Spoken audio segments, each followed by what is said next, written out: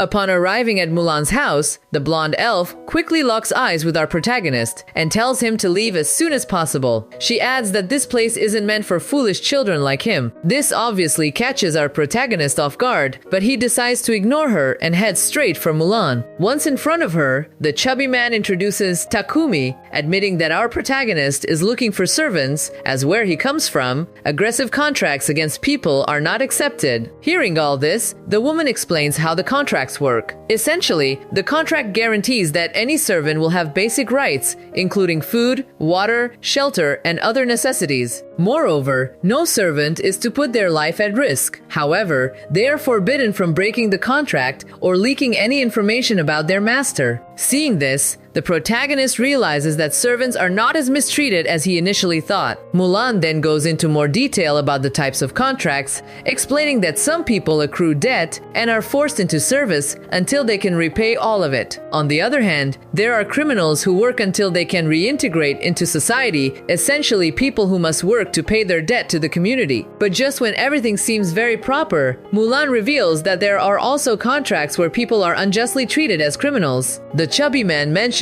that the protagonist might need one of these servants since, as a creator mage, he requires someone to handle his basic needs. This surprises Takumi, who quickly tries to change the subject, explaining the situation to Mulan. He admits that he's looking for someone who can accompany and protect him, as being a creator mage is incredibly challenging, especially considering he's part of an adventurer group. Mulan suggests he get 2 servants, one to manage his household and another for protection. She quickly introduces Miss Maria, who was recruited by criminals some time ago. Mulan mentions that Maria knows how to read and write and can handle any household chores. Seeing her, our protagonist is immediately struck by her appearance. He begins explaining the layout of the house to make the tasks easier, but at the same time, he finds it odd that no one has hired her yet since she is very beautiful. Naturally, this makes the young woman blush, nearly causing her to lose her balance. After this, Maria admits she can do more for him, such as accompany him at night, which causes the protagonist to have very perverted thoughts about her. However, she only meant accompanying him to ensure he doesn't trip or get hurt. After this somewhat awkward moment,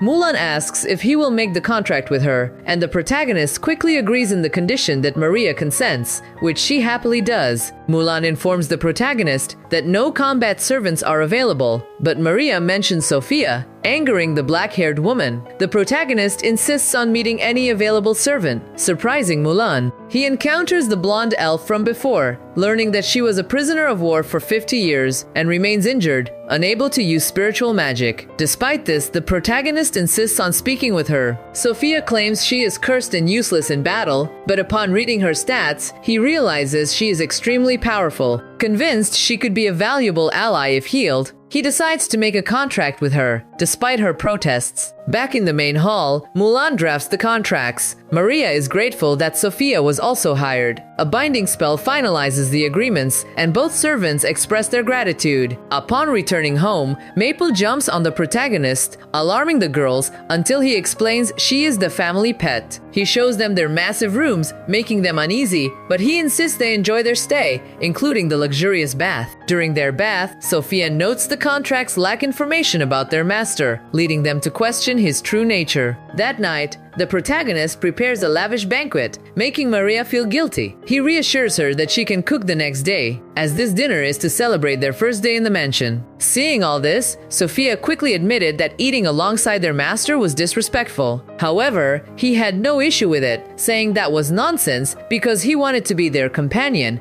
not their master. He then asked them not to call him master anymore, but to use his name instead. The next day, our protagonist headed to Pape Company, where the chubby man handed him a well-sealed package. Upon leaving, he stumbled upon a church he hadn't seen before and decided to go inside. In that place, he found the statue of the goddess Nolan and decided to pray in front of it, thinking about what she had told him some time ago regarding the sacred empire of Sidonia. But as he was deep in thought, Nolan appeared before him with a very cheerful expression. The protagonist was surprised, but decided to listen to what she had to say. She began explaining everything about the sacred kingdom of Sidonia, revealing that there were 2 religions, creationism and divine light. On one hand, creationism worshipped the goddess Nolan as their sole deity, but later, divine light emerged and invented a new god. Since then, the sacred empire of Sidonia worked tirelessly every day to ensure that religion gained a lot of power. Being fanatical about this religion, they started inventing spells to summon people from another world, which inadvertently involved the protagonist even though he wasn't their intended target. Still, Nolan reminded him that the favor she granted wouldn't last forever, as he would meet new people and expand his empire as he progressed. Along the way, he would face many challenges and encounter malicious people with ill intentions. This made the protagonist realize that he had only encountered good people so far. For that reason, he resolved to be more cautious moving forward. After making it clear that everything depended on him, the goddess left, and our protagonist rose with a new vision in his mind. A year later, we see a terrifying castle where a bald man asks about the heroes they have been summoning. The men in front of him reveal that both Homer and Packard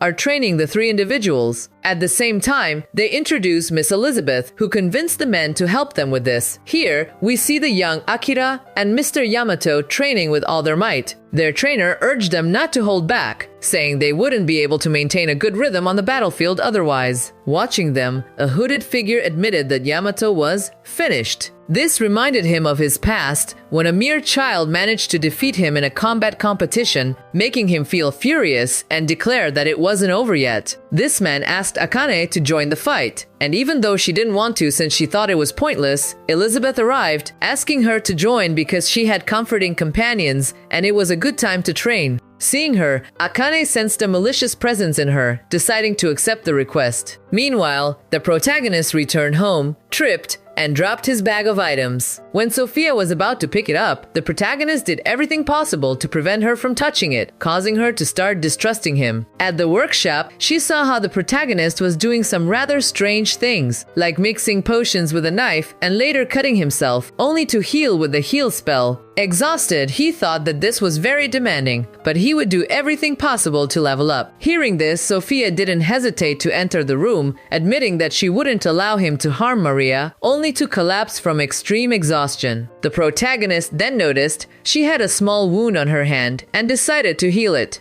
realizing it wasn't as easy as he thought. The curse made it very difficult to heal her, but fortunately, he managed to do so and leveled up. In this way, he brought her home safely, where, with an incredible new ability, he managed to completely heal her. Upon waking up, she felt much lighter, realizing she had regained all her magical power. Understanding that the protagonist wasn't a bad person, she quickly approached him to apologize. He explained that he had done all those strange things to level up his light magic, allowing him to heal her. This surprised Sophia, who immediately began to cry, declaring her loyalty to him. If you've made it this far into the video, don't forget to write the word exquisito in the comment section. Thank you so much, and see you in the next video.